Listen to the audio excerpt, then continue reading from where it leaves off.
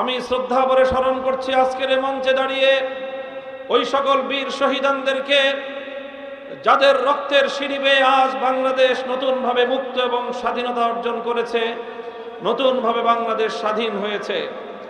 2009 সালের পিলখানা ট্র্যাজেডিতে শাহাদাত বরণকারী 57 জন দেশপ্রেমিক সেনা কর্মকর্তা, 2013 সালের শাপলা চত্বরের ট্র্যাজেডিতে জালিমের বুলেটের আঘাতে প্রাণ হারানো নবী প্রেমিক শত শত তৌহিদি জনতা, 2021 সালের মোদী বিরোধী শান্তিপ্রিয় নিয়মতান্ত্রিক আন্দোলনে পাখির মতো গুলি করে হত্যা করা হেফাজতে ইসলাম বাংলাদেশের প্রায় 25 জন নেতাকর্মী, যার সিংহভাগ এই বীর শহীদ বাড়িয়ার 2024 সালের জুলাই এবং আগস্ট বিপ্লবের সময়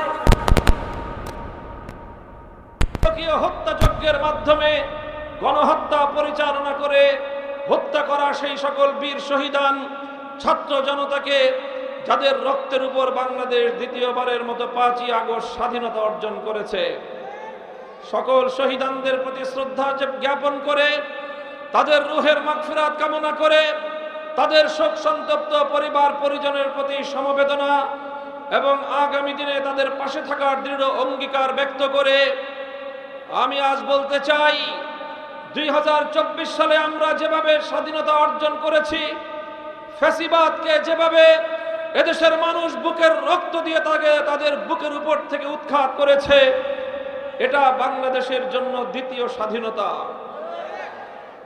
আমরা এর পূর্বে আরো অনেকগুলো আধিপত্যবাদী শক্তির বিরুদ্ধে লড়াই করেছি। বাংলাদেশের মানুষের ইতিহাস আধিপত্যবাদের বিরুদ্ধে লড়াই করবার ইতিহাস, বাংলাদেশের মানুষের ইতিহাস কোন আধিপত্যবাদী শক্তির কাছে মাথা নত না করার ইতিহাস।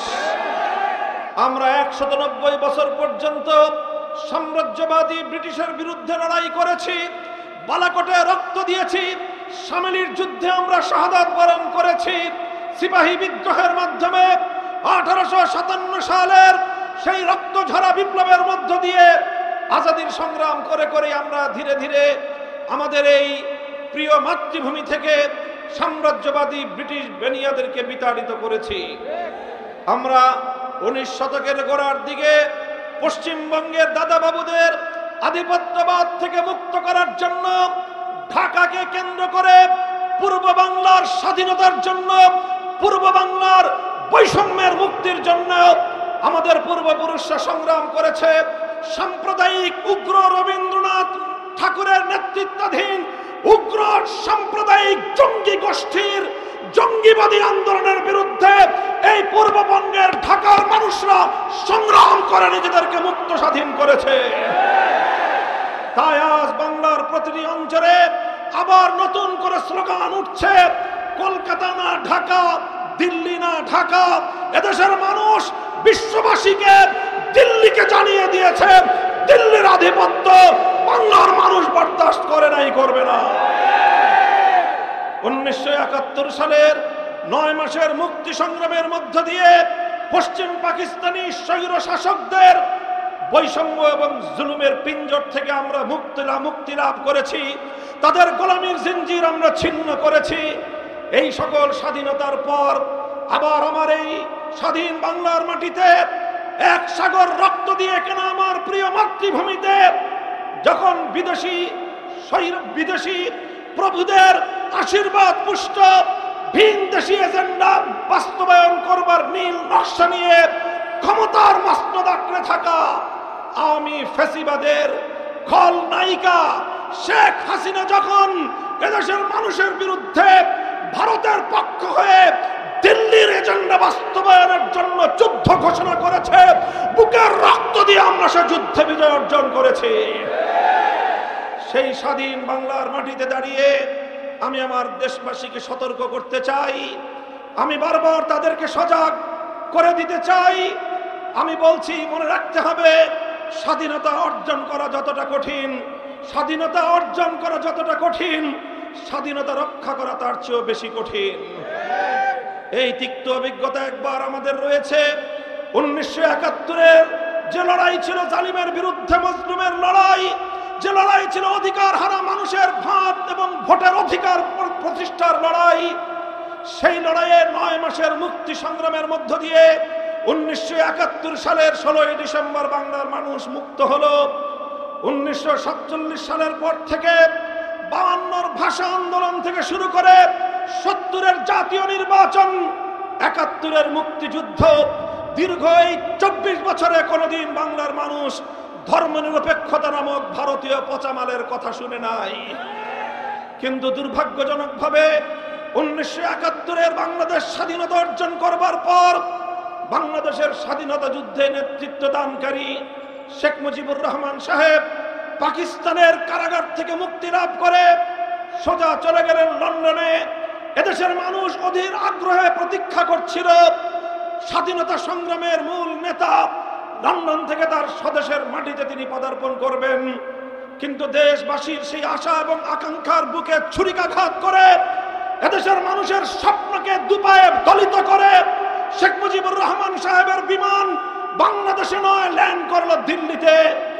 আর তিনি বাংলার মানুষের কাছে না এসে তিনি গেলেন সর্বপ্রথম ভারতের তৎকালীন প্রধানমন্ত্রী শ্রীমতী ইন্দিরা গান্ধীর কাছে।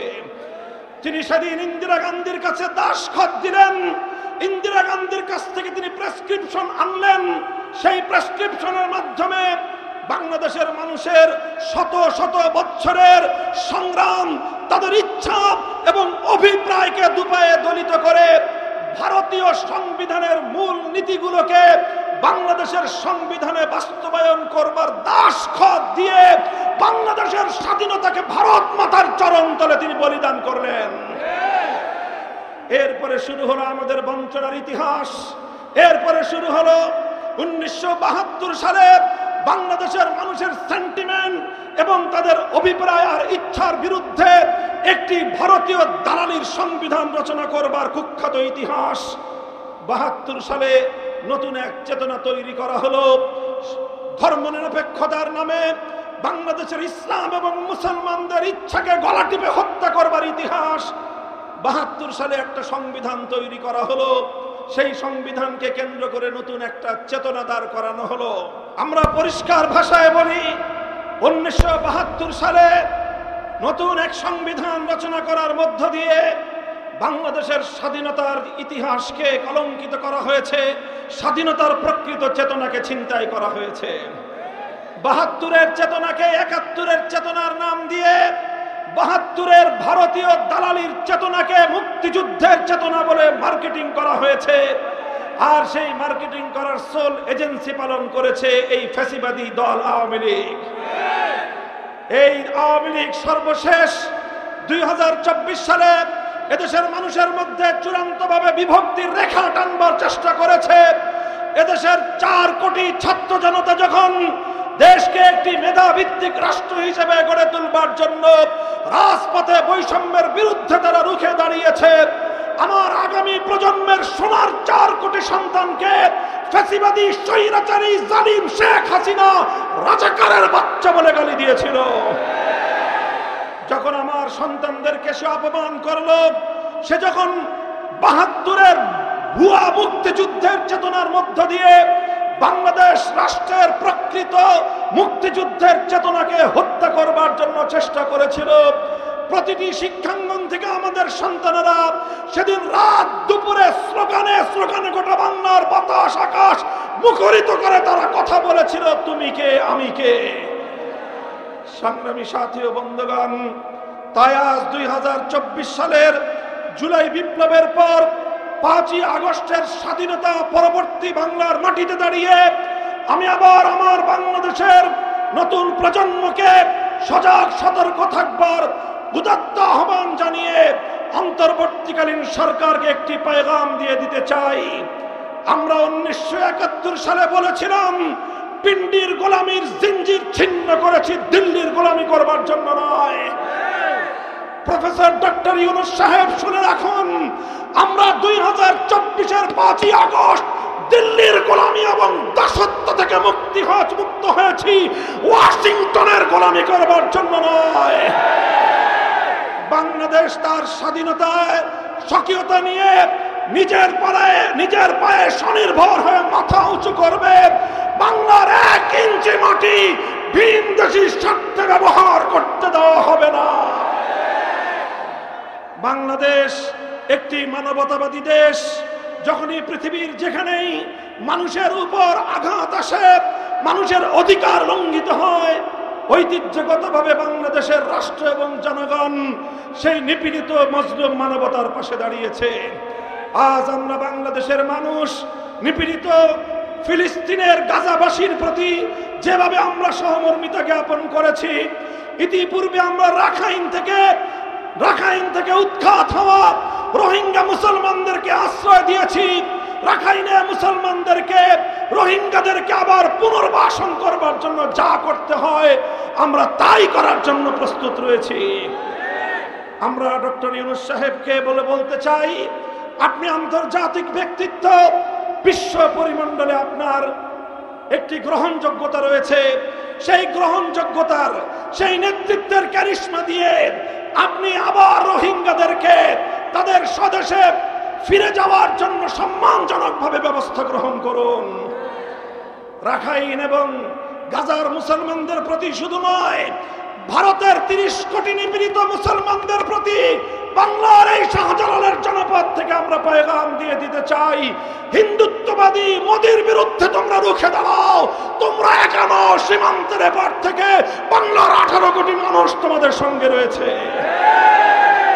ভারতের বিতর্কিত ওয়াকফ আইন সংশোধনী বিল 2025 এর মধ্য দিয়ে শত শত বছরের মুসলমানদের মসজিদ, মাদ্রাসা, কবরস্থানের জন্য ওয়াকফকৃত শত শত হাজার হাজার একর ভূমি দখল করবার যে পায়তারা মোদি করছে, আমরা বলতে চাই, মোদি তুমি গোটা ভারতবর্ষে এখন একা এবং বিচ্ছিন্ন হয়ে গিয়েছ।